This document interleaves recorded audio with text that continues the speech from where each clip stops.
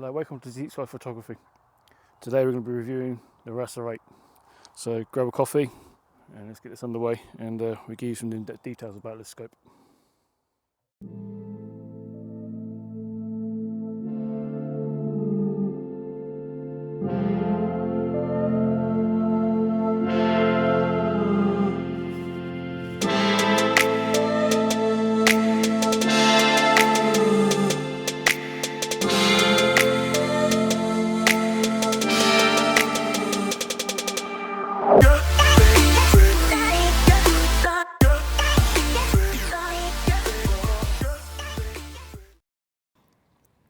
This here is a Rowe Ackerman Schmidt astrograph, or known as RASA. This is the 8-inch edition, so RASA 8 was what I'm going to call it, or RASA in short. This is a 203mm 8-inch aperture, 400mm focal length, and a focal ratio of f.2. Weighs about 7.7 kilo, give or take. It's quite a hefty scope, which is why it's on my mountain ceiling with my hand. Imagine dropping this one. This is a 2400. Prices will vary in places. You might be able to get on a sale. It's comes well packaged in a double box. The foam inside is extremely durable. I currently use the internal box for the storage of the scope until I can afford the actual box, because the box is extortionate. Or I might make my own, which will probably be easier. This is designed for fast optics. f2 ratio optics is absolutely amazing. It's a very, very fast telescope.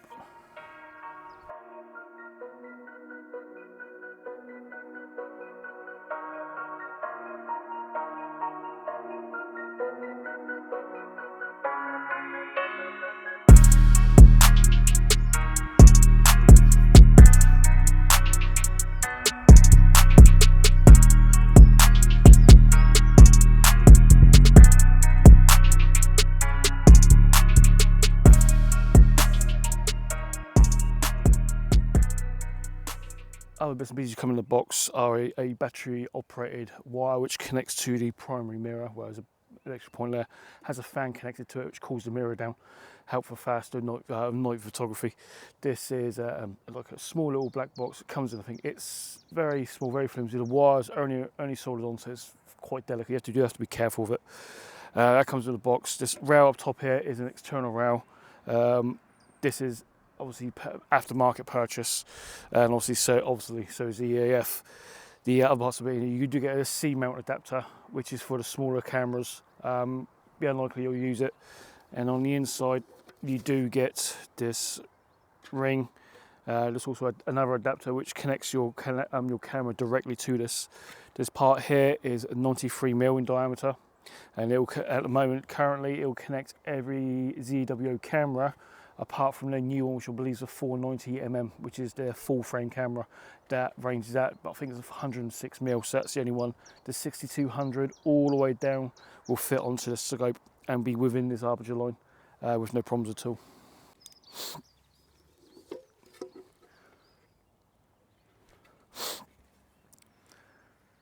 The filter system on here is quite specific. This particular point here, you do have an internal thread here if you want to directly put the filter in.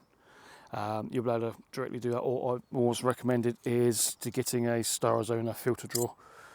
These are for certain cameras only. These particular filters require the 6.5mm back focus on the actual camera. So plus that 6.5mm plus this will give you the exact back focus you'll require. If you're using something like the 2600, then you'll probably have to get a custom made one. There's no filter drawers or filter back focuses which will work for the 2600 as far as I'm aware. So you'll have to, best thing for that one is to actually do a 3D print, which there is quite a few on Star Cloud, Starry Night, and astrophotography forums online, which I will try and link in the description below. This filter drill is quite expensive, it's £160. On top of this as well, so it is a requirement. So if your camera does have a 6.5mm focus from the camera lens to the end of the flange of the actual camera itself, then this is a very, very good alternative, and it gives you the exact back focus you require. The filter drawer as well is quite solid, decent filter drawer. It's obviously not a scope of this video, so we'll ignore this part for the moment. but this one will just directly feed onto there, and as long as you put it on right, you can just pull in and pull out for the camera, and you can put your filter drawers as if you want to change your filters. You can, not if you use on the mono. This is designed for a one-shot camera and a dual band filter, but mono cameras can be used and do regularly get used. It just means you have to get up every few hours or however long you want to do it for and change the filters over. Obviously, if you've got a dew shield on top of this and other bits and pieces, so you have to just keep that one in mind if you ever going to do that. Yeah, that's how stressful it is. Look, a cup of coffee.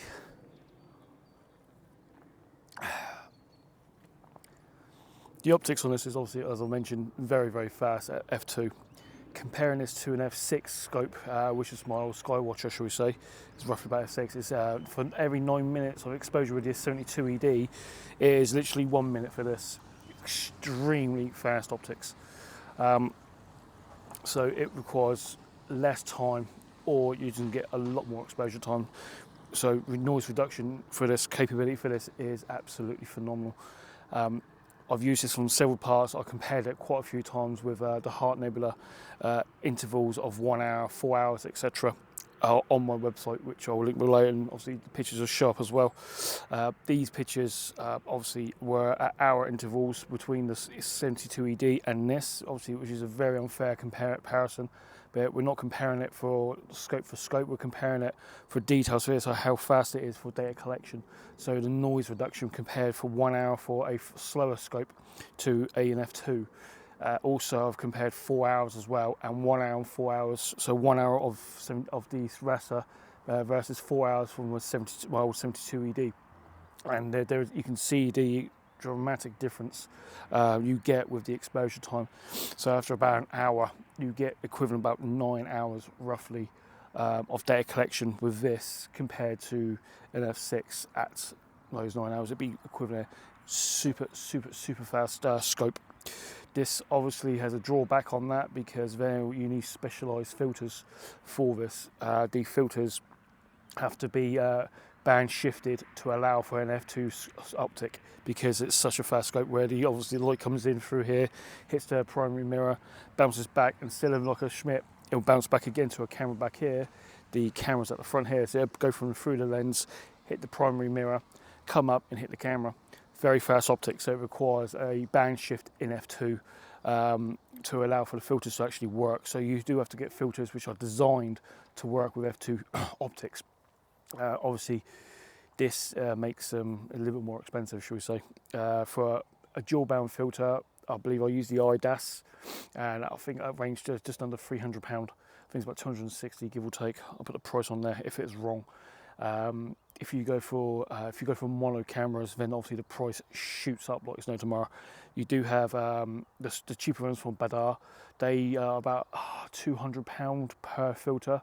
So if you get the tri-band, you get the tree, so you got hydrogen, oxygen, some sulfur.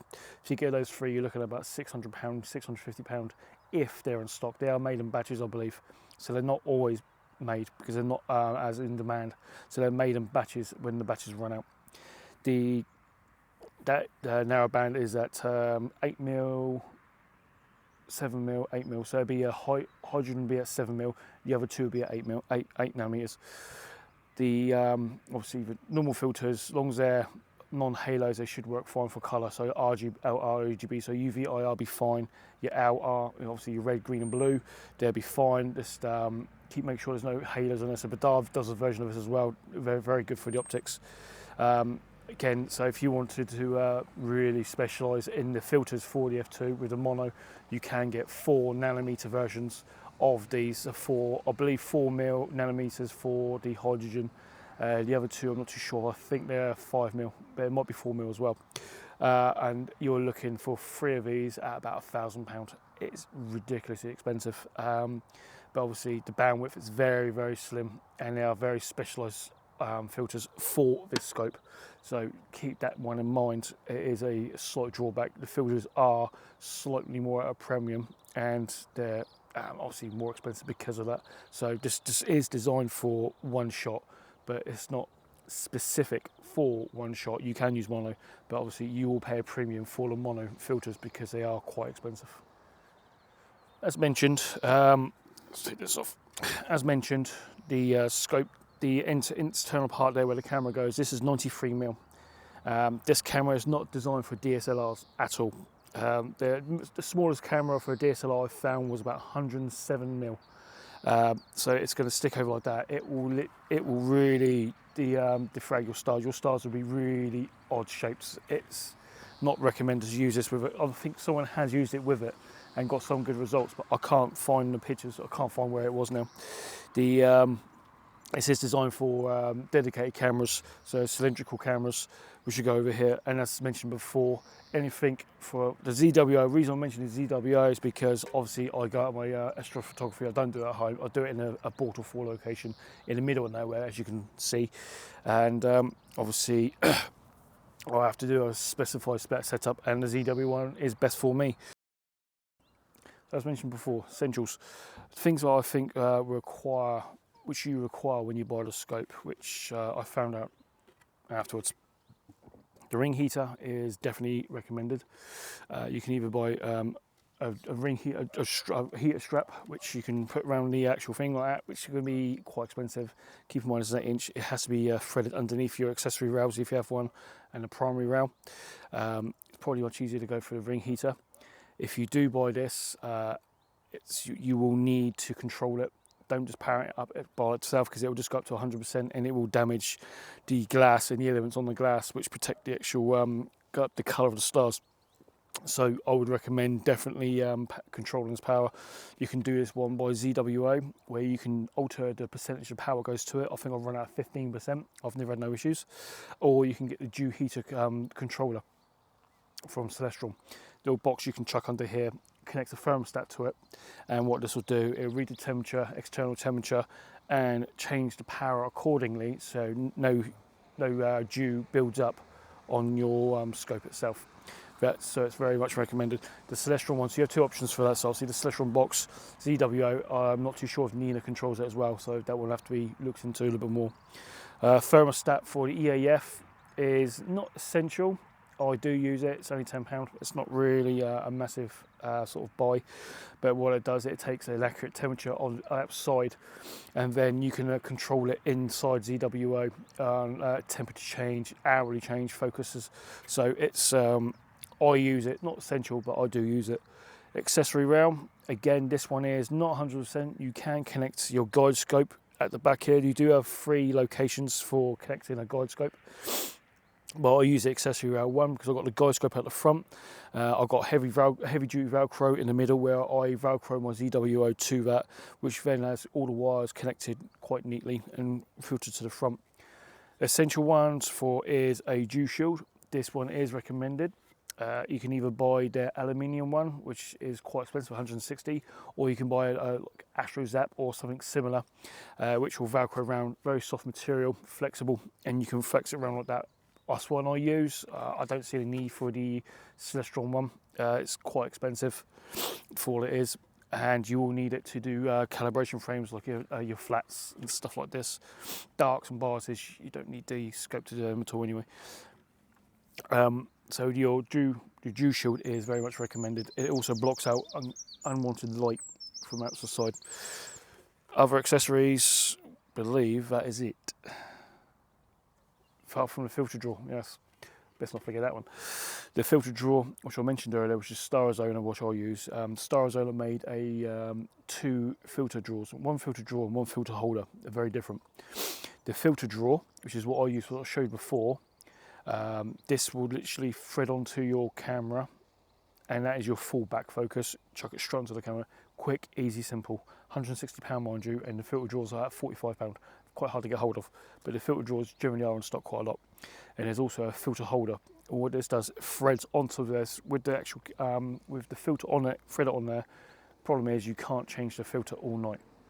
So once that filter's in, that is it. So recommended for that one there. If I think it's a little bit cheaper for the filter drawer, for the filter holder. If you use the filter holder inside here, I think I'm doing this again. Now touching the glass, he says. is this ring here. This ring here has an element glass in there, which is used for different parts. So for the filter drawer, they assume you're keeping this in. And I've done a little bit of looking through this, and I can't find what they've changed. Apparently, I keep hearing that they've changed it, saying remove this, you don't need it.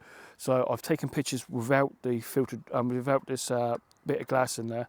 When it comes to clear night, I'll do it again, the same target, same exposure time, and I'll do a comparison. But at the moment, for so far, it's the filter drawer, Starzone filter drawer with this piece of glass in there, so keep it in there. The filter holder, you have to remove this piece of glass. It's quite stiff, so keep that in mind. Put something on there. If you buy the ring heater, it comes with a piece of paper you can chuck on top of it, so it protects the glass. I recommend using that to remove this, because it's very fiddly, keep moving around.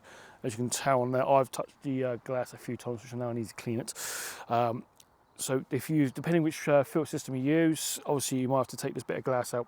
You can use basic back focus of your, if you've got back focus rings, you can use those as well to keep up to 19.5mm, depending on the 6.5mm cameras.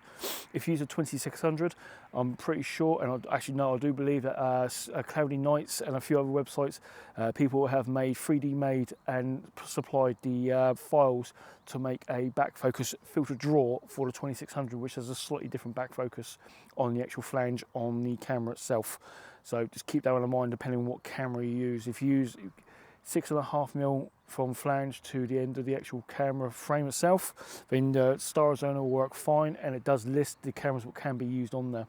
If you use a 2600 or 2400, it doesn't have 6.5mm back focus, you'll have to make this back up yourself, or custom make 3D print a specialized piece you can slot on this part here, which will hold your filters and your camera to the correct back focus. So, problems. There's always problems. There's always problems. There is a big, large batch of a scope which had an issue with the primary mirror not being made correctly. This caused half halos on the stars, on the larger stars especially. So targets like Pleiades with an issue with the scope is out of the question. It doesn't work at all. It flares out the stars massively. The picture is completely ruined. So the larger stars are a problem. I believe this batch has gone out. I've spoken to Celestron about this, and they have, I'm in the middle of talking to them about it at the moment to get this one replaced. This one does have the issues. Obviously this scope here is my scope, it's not borrowed from anyone, this is my scope. The original one, when I originally bought this, I had the issue. I spoke to the company I bought it from. They spoke to Celestron. I spoke to Celestron, and after about 8 months, I finally got this replaced with this one here. I took out first light, or second first light, and this one again has the problem, which leads me to believe that this is part of the batch from where you had the problems with the mirrors. So I've gone back to the company I bought it from, said, what the hell, this is happening again on the second scope, this is taking the mick a little bit, can we get this sorted out? I want this scope, but I also want the damn stars to be corrected. I've also spoken to Celestron as well, and we're in the middle of talking about it. Being in America, time difference, it's every other day sort of communication, so it's a bit hit and miss at the moment. I will keep you updated. There are ways around this.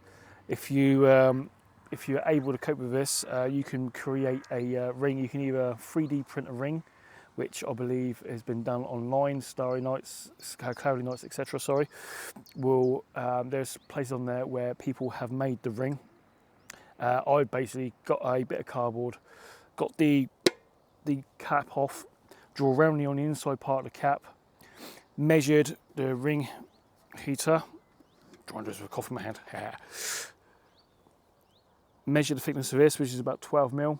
I then measured about 4mm additional on top of that, got a compass, measured 4mm back, draw the second line and cut that ring out. After I've done this, it's absolutely essential that you spray this black, because one being cardboard, two, if it's not black, it may reflect letters, numbers and stuff like that. It might cover that, so paint it black. And then what I'll do is get PVA glue, mix it down with water, so it's quite a little bit watery, and paint it, especially on the inside and on the outside, to stop it from flaying, and which will get onto the main primary glass. So spray it black and then coat it with PVA, water down PVA, let it dry so it's sealed. It will stop all the flaring up bits and stuff like that. If you use the ring heater, which is this part here, it will sit down on it. Once you've pulled the wires off, there is a little tiny bit which you'll have to cut out. If you just cut a little notch out on the ring heater, I'll try, if I've still got it, I'll put a picture up of it, what I've done, and cut it out, and it will sit on top of it comfortably, and it will stop the half halo on the stars. I've get in there. What I've done is I've used that in the past, and it's sorted the half halos out. It's not a permanent solution. I will not accept this as a permanent solution, but it is a temporary solution for the moment. So that is my go-to around that at the moment. Pros and cons. So going back from the regressing from the issue of the stars, we'll come back to that in a minute. Pros: f2 optics. F2 absolutely fantastic. Really, really fast. I can go out for a few hours and I can get near enough a night's data worth from slower scopes. F6 is like 2 nights worth of data for 2 hours worth of data with this scope here. Can't be beat. Absolutely fantastic. Other pros: it's designed for one shot, not intended for it. You can use mono, but if you've got a one-shot camera and a filter system, chuck it in there, all your accessories on there, seal it up, leave it, forget about it. Fantastic, absolutely fantastic. The weight, it's not too heavy. I'm not too worried about the weight as well, which is why it's on a mount rather than my hand. But try doing a review with this thing in your hand, bouncing up and down like that. I can't even imagine it. Scary. The weight's not too bad. I use mine on EQ6. It's extremely well packaged when you get it. I use the internal, as I mentioned before, I use the internal box for storage of the scope until I bought a box. The foam is very, very, very good. I've cut it out to allow for the EAF and other bits and pieces on my scope. The filter wise, absolutely can't complain at all. Absolutely fantastic. Pros on there. So for me, for that one there, pros on this one there are absolutely fantastic.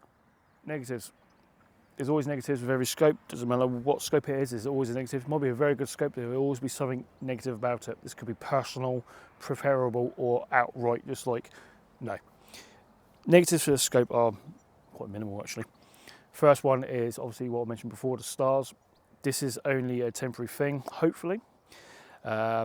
Basically, before 2021, this wasn't an issue, so this is a batch issue, which I believe they are trying to sort out.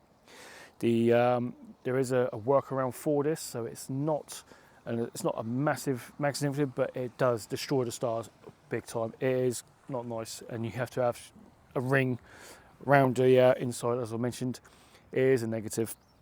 Other negatives, obviously bar the weight, but the weight's not really an issue, you expect that, is the heater, the cooler, shall I say. It works fine, but the box that comes with it looks very cheap made. It takes 8 AA batteries. The batteries last forever, it's not a problem, but it looks very cheaply made. It's literally soldered on at the very top, which then connects to a pin, which I believe is 6.5mm, it's slightly longer than the normal ones we use from the ZWO box as an example. So this one here is a bit of a negative. It'd be better if we had a 12-volt cable, which connects to the back of the cooler, connects to a sort of 12-volt, or a USB slot, which we can connect to a power bank or to something like that, because it's only used for 20 minutes at the start of the night, 15-20 minutes. So I would have said to have a slightly different connections to that. If not, at least make it a little bit better, because it does look very cheaply made, and if you keep dangling it down, moving it around, the solder's going to break and it's going to be useless. So it'd be I prefer to have it something slightly different, but again, they do give you it in the first place, which is obviously, so it's good, but it could be better. Conclusion: what do I think about the scope? Well, it's my go-to scope. I bought the scope myself, so obviously this is my scope. I've not borrowed it from anyone to review. This is my scope. This is my go-to scope. Why? F2. Quite literally F2. I live in the south UK. Clear skies are not really known around here, and it's like a rarity, which always happens on a night of work. Go figure. But so I require something which is fast for optically. This is, like I said, my go-to. I use the scope generally every single time, unless I'm doing galaxies or I'm doing other reviews and I need the mount. But apart from that, if I'm out for a night sky, this is my go-to scope. The negatives again are the stars. I get around that temporarily until the scope is fixed. It's not a solution, it is just a final solution. It's just a solution to a temporary problem. Would I buy this again? Yes, I would. Would I buy it again knowing with the stars? If I'd known the stars were like this, I would probably have contacted Celestron first and asked them about this problem and communicate with them and see what happens. You could always get the refund, obviously, because obviously it's if you buy it online, you do get extended warranty, etc., etc., etc. But I would probably look into it just a little bit more. The star is quite concerned with the stars, but if the stars are sorted out, we can get the stars sorted out. This is a fantastic scope, and for me, it's like I said, it is my go-to scope. Thanks again for watching. Hopefully you've made through to the end of this, because it's probably been a long bloody video, and I will see you next time.